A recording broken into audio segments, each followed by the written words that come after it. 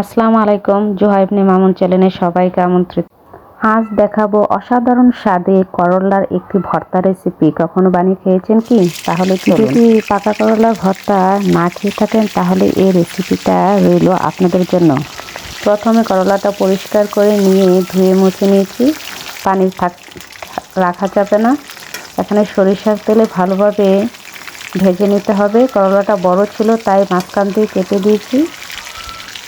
আর এখানে কোনো লবণ দিতে হবে না। এভাবে করলাটা যেহেতু পাকা, ভালোভাবে ভাজার মাধ্যমে সিদ্ধ হয়ে যাবে। আর এই পাকা করলার ভর্তাটা যে এত মজার, একবার বানিয়ে ট্রাই করে দেখবেন। এই তো ভাজা হয়ে গেছে, আমি নামিয়ে নিলাম। আর ওই তেলেই কিছু পেঁয়াজ ও রসুন কুচি ভেজে নিলাম।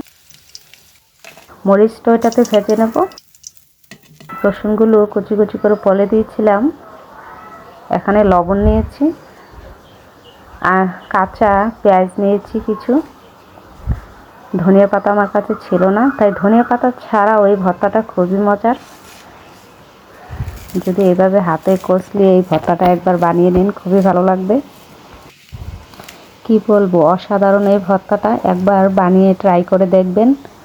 আর ভালো লেগে থেকে চ্যানেলটা যদি পুরান হয়ে থাকেন লাইক কমেন্ট করে যাবেন, মতামত জানাবেন। আর যদি নতুন হয়ে থাকেন তাহলে চ্যানেলটা সাবস্ক্রাইব করে পাশে থাকবেন, যাতে নতুন নতুন ভিডিও আরও পেতে পারেন। নোটিফিকেশনটা অন করে দিবেন।